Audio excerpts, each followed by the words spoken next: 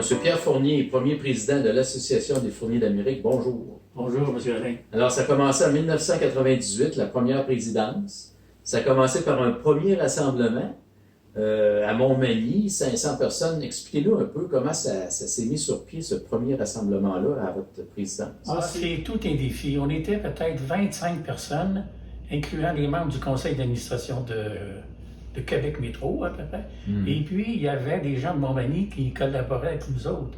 On était au moins 25-26 personnes. Et puis, c'était tout un exploit.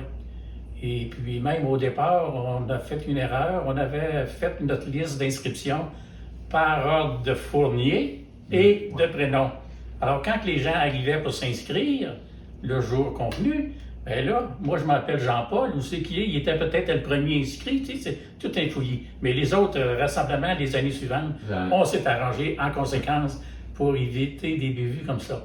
Alors, on est arrivé à Montmagny, c'était un premier rassemblement qui a duré 3 jours. Et puis, c'était solennel, hein? Monseigneur Blanchette est venu dire la messe le dimanche matin. La veille, le samedi, on avait des parcours historiques de la municipalité de Montmagny. C'était très intéressant, ça, pour les gens qui s'inscrivaient. On avait des gens de la Californie, des gens du Massachusetts, des gens de l'Ontario, Nouveau-Brunswick et du Québec, naturellement. Vous avez même fait un dévoilement d'un monument, d'une plaque. On a fait, dans un premier temps, en 1999, une plaque commémorative. Elle est située, c'est devant l'hôtel devant l'église Saint-Thomas de Montmagny. Il y a un petit parc que la paroisse a aménagé avec les pierres de la deuxième église de Saint-Thomas, qui était près du fleuve à ce moment-là. Alors, ils ont récupéré les pierres, ils ont fait un petit parc avec la dimension de cette deuxième église-là. Puis nous autres, on a profité de ce petit parc-là pour dévoiler notre plaque commémorative pour rendre hommage à Guillaume Fournier et Françoise Hébert, petite fille de Louis Hébert. Ça, c'est au premier rassemblement. Ça, c'est au premier rassemblement. Ça, c'était pour leur rendre hommage parce que c'était le 300e anniversaire en 99, 300e anniversaire du décès de Guillaume Fournier. Vous avez également, à ce premier rassemblement, dévoilé vos armoiries de l'Association des fourniers. Oui, c'est une autre affaire, ça. C'est moi, Réal, puis Armel qui nous a aidés un peu. Dans un premier temps, on devait rencontrer M. Paul-Henri Fournier, qui était un descendant de Pierre Fournier d'Yvendôme. Ce monsieur-là était aveugle, mais il nous avait assuré qu'il pouvait faire les armoiries parce que son épouse aurait été ses yeux. Elle était habituée à travailler avec lui. Mais au moment où on voulait lui donner le contrat, le monsieur est décédé. C'est que là, il a fallu trouver un autre héraldiste. Et on a trouvé ça avec l'aide de la Fédération des familles souches dans le temps. Ils ont mentionné que M. Delphis Fournier, Delphis Brochu, était héraldiste. Et puis nous autres, ça faisait notre bonheur parce que M. Brochu, sa mère s'appelait Agnès Fournier. Alors, on a dit, hey, ça ne peut pas tomber mieux. Alors, moi et Réal, on l'a rencontré, ce monsieur Delphis Brochu-là, à 2-3 occasions. Tout allait bien. On y présentait à qu'est-ce qu'on veut qu'il aille sur le blason. Et puis, à un moment donné, il nous appelle, je ne sais pas si c'est moi ou Réal, il dit, là, il y a un problème. Dans votre écu, il dit, il y a un trou. Hein, un trou? Ah oui, il dit, viens me voir, là, il dit, l'écu, là, il dit, il manque un objet. Il dit, j'ai quelque chose à vous présenter pour mettre là. C'est une fontaine. Et on dit, bon, ce que ça vient faire là, une fontaine? Ben, il dit, dans l'heure héraldique, ça va bien paraître. Regardez-moi ça. Il dit, c'est la fontaine, ça fait pompeux un peu. Il dit, la fontaine est source intarissable de connaissances et de tout ce qui est noble dans les aspirations et réalisations. Bien dit. C'était bien dit. Nous autres, on a dit. Bravo. Ça fait l'affaire. Ça fait l'affaire. Donc, un premier rassemblement très bien organisé, beaucoup d'ouvrages. Vous avez continué pendant 20 ans comme président. Quels ont été les autres rassemblements par la suite et des anecdotes et d'autres villes aussi? Dès l'année suivante, on était à Gaspé. Alors là, c'était une équipe qui avait été formée par M. Jean-Paul Fournier et son oncle, Donat Fournier, qui lui faisait déjà de la généalogie depuis nombre d'années. Et lui, il avait essayé de fonder une association de famille dans les années 1985-86, mais ça n'avait pas marché. Et puis, il était très heureux de voir qu'à un moment donné, Réal l'avait appelé pour dire « Hey, on fonde une association, es-tu intéressé à venir à Québec pour tout ça? » Il était là à notre premier rassemblement, il était là avant aussi. Il a amené ça à Gaspé. Il a amené ça à Gaspé. Alors, à Gaspé, là, on était encore 250 personnes. Quand même. Après ça, avant d'aller à Gaspé, en montant, on a arrêté à Grande-Vallée. Ouais. Parce qu'encore là, il y avait des fourniers de Montmagny qui sont arrêtés à Grande-Vallée pour faire de la pêche. Puis à un moment donné, je pense, c'est l'automne, ils n'ont pas été capables de revenir à cause d'une tempête de neige. Alors, ils ont trouvé un moyen pour s'héberger là. Et puis, pour souligner ça, nous autres, puisqu'ils étaient membres fondateurs de Grande-Vallée, avec la famille Caron, on a décidé de leur faire un monument à ces gens-là. Bel hommage. Alors, on a Jean-Baptiste et Étienne et Suzanne Robin, Vital et Geneviève Quirion, Simon Fournier et Chantal Laberge, pardon. Mais quand même, vous avez fait d'autres villes, Gatineau. Ah oui, on a fait Gatineau, on a fait Longueuil, on a fait Saint-Eustache, quelque chose de pas, on a fait Quatre-Tignasse, on est retourné à Montmagny, on était à Saint-Jean-Port-Joli, on était, tu sais, à chaque année, on avait tout le temps un rassemblement, peut-être une année qu'on a... Fait que ça allait bien de ce côté-là. Ça allait très bien. Parlez-moi, M. Fournier, des monuments. Vous avez dévoilé, pas juste un monument, plusieurs monuments. Oui. Parlez-moi des lieux et des raisons de ces monuments. Oui, je vais vous dire ça, j'ai la liste et je ne vais pas l'oublier, on en a 7. Alors en 2008, au 10e anniversaire de l'association, on s'est rendu encore une fois à Montmagny, faire le rassemblement des familles Fournier, 10e anniversaire. Et puis là, on a fait quelque chose, un beau monument qui est dans le parc du Souvenir, quelque chose comme ça, à Montmagny, près de l'Hôtel de Ville, près de l'église Saint-Thomas aussi. Et puis là, on souligne tous les fourniers, différentes souches qui étaient à Montmagny à une certaine date. Vous avez d'autres? Oui, on a fait un autre plaque commémorative qu'on a fait en 2008, c'était le Beaumont. Ça, c'est pour les descendants de Nicolas Fournier et Marie Hubert. C'est les fils de Nicolas, Jacques et Jean Fournier. Et Jacques était marié à Françoise Blanchard et Jean avec Madeleine Fradette. Il y a une plaque commémorative qui est là, à Beaumont. Après ça, on était allé à Gatineau. Ça, c'était en 2002.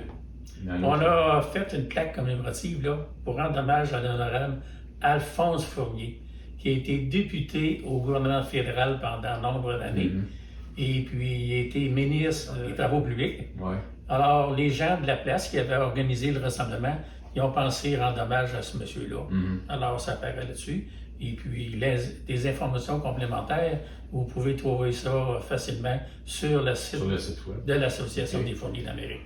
Et puis, on a dévoilé cette année une dernière plaque commémorative pour rendre hommage au 350e anniversaire de Marie Fournier et de Pierre Blanchette. Marie Fournier, c'est la fille de Guillaume Fournier et François Hébert. Pierre Blanchette, c'est l'ancêtre. Alors, on a fait on a dévoilé une plaque commémorative pour souligner ça. Vous allez me parler, vous avez fait des voyages. Un voyage en Europe en l'an 2000. La raison de ce voyage, qu'est-ce qui s'est passé? La raison de ce voyage, c'était un retour aux sources. Là, le but, c'était de visiter différentes villes ou villages que nos ancêtres fourniers sont nés. Comme on a Guillaume à Coulmer, en Normandie. On a Nicolas à Marans, près de La Rochelle, qui est né. Et puis, bien d'autres villes aussi. Hein? On en profite pour voir d'autres lieux historiques de France, comme Caen. Moi, quand j'ai passé là, personne ne m'a dit que cette ville-là avait été complètement détruite par les bombardements des Américains. Puis ça, on apprend par après. Alors, c'était bien ça. C'était un voyage que tous les gens ont fait. Là, ils en gardent un souvenir à tel point que quand on est parti de Mirabel, d'abord, ça existait encore, Mirabel. Et puis, à l'accueil, là, au bureau d'Air Canada, quand on s'inscrivait, tout le monde nous voyait arriver avec le sac de l'agence Lambert. Puis là, qu'est-ce qui se passe? Toutes des fourniers, ben oui, c'est ça. on s'en allait faire les un gens voyage. aiment les voyages. C'est ça, c'est ça. Monsieur Fournier, vous avez un bulletin. Bulletin et Fournier, je sais que Réal a commencé ça, Monsieur Réal Fournier. Parlez-nous un peu de la mise sur pied de ce bulletin. Okay. Dans un premier temps, Réal, qui voulait toujours fonder une association, là, bien avant la fondation, il avait l'idée, lui, de faire un petit journal pour informer les quelques membres qui avaient agréé, venir membre de son bulletin. Et puis, il l'appelait le Fournier. Mais quand on a fondé l'association, Réal me dit, moi j'ai déjà un bulletin qui s'appelle Le Fournier, j'aimerais ça vous donner le nom. Alors on a parti un bulletin avec trois parutions par année. Ouais. Et puis dans ces bulletins-là, ce qu'on retrouve, c'est des articles sur différents fourniers qui se sont manifestés. Ouais. Au cours des années. Ça peut être à l'époque des enseignes, ça peut être aujourd'hui. Alors, c'est tous des gens qui sont membres de l'association qui nous écrivent un article. On met ça dans notre bulletin. Les membres participent. Puis, les membres participent très bon beaucoup. Texte pour les membres, ça les tient aussi. Absolument. Oui. Vous avez des activités annuelles chaque année qui reviennent, qui depuis plusieurs années, lesquelles sont aussi? Ben, chaque année, on fait un rassemblement. Hein? La plupart du temps, ces rassemblements-là sont faits par des membres qui sont en place. Là. Mais au cours des dernières années, c'est pas mal l'association des fourniers, des membres du CA qui se sont impliqués. Et puis, ils se sont greffés à ça aussi des activités comme la classique de golf et pétanque à chaque année. La classique de golf, c'est M. Adrien Fournier de Frampton qui a initié ça, cette activité-là, après le retour du voyage en France. Il était un participant, lui. Inspiré. À son retour, il a dit, moi j'aimerais ça rencontrer à nouveau tous les fourniers qui s'étaient inscrits au voyage en France. Comme ça, alors c'est comme ça qu'on a commencé. Alors toutes les années, en juillet, on fait un tournoi de golf, classique de golf. Et puis, quelques années plus tard, il s'est aperçu que les conjoints qui ne jouaient pas au golf, ben là, ils attendaient tout l'après-midi. Mais il a pensé faire un tournoi de pétanque. Alors, ça s'est greffé. Ça s'est greffé. Un tournoi de pétanque, oui. Et une activité sucrée aussi? Une activité sucrée, très sucrée à chaque année, c'est la cabane de sucre. Réal a été même organisateur dans certains. On a fait différentes villes. Dans vous, M. Alain, vous en avez fait une. Oui, à Victoriaville. À Victoriaville, au Mont-Saint-Michel, c'est ça, je pense. Bien ça. Et puis, il y a bien d'autres fourniers qui se sont impliqués. Et puis, c'est curieux à dire, mais des fois, on a plus de monde à notre activité de cabane à sucre qu'au rassemblement. C'est pas grave. Mais c'est des activités rassembleurs. Oui, exact. Vous avez un site web. Oui. Parlez-nous un peu. Ça ne date pas d'hier. Ça fait quand même quelques temps, je pense. Disons, je peux dire que depuis à 98-99, le site web a été mis en place. Mais avec le temps, les meilleurs outils qu'on a eus, il s'est grandement amélioré. Toutes nos photos sur notre site web, des différents sites. Ouais. Il y a des onglets, on dit d'aller voir les différents onglets, là, photos, tous nos monuments sont inventoriés. Ouais. Ils peuvent voir par Google sur notre site web l'emplacement exact des monuments ou des plaques commémoratives. Vous avez des articles promotionnels aussi pour l'association, pour les membres? Oui. Oui, ça, je pourrais vous élaborer plusieurs articles promotionnels, donc nos dictionnaires. Alors, les gens qui seraient intéressés à acheter nos dictionnaires, sur le site web, il y a un formulaire de réquisition, le prix est indiqué. Alors, c'est plus cher pour le dictionnaire de Guillaume parce qu'il y a 3 volumes. Nicolas et les autres ancêtres, c'est peut-être 20 $ de moins. Tout est mentionné sur le site web. Les drapeaux, c'est les petits drapeaux qu'on peut voir sur le bureau. Monsieur Fournier, c'était un plaisir de vous rencontrer. 20 ans de présidence, premier président. Merci de votre disponibilité et je vous souhaite une belle fin de journée et longue vie à l'Association des Fourniers d'Amérique. Merci beaucoup. Ça m'a fait plaisir de vous en dire un petit peu sur ce que j'ai pu faire. Ça nous a fait plaisir. Au plaisir. Merci.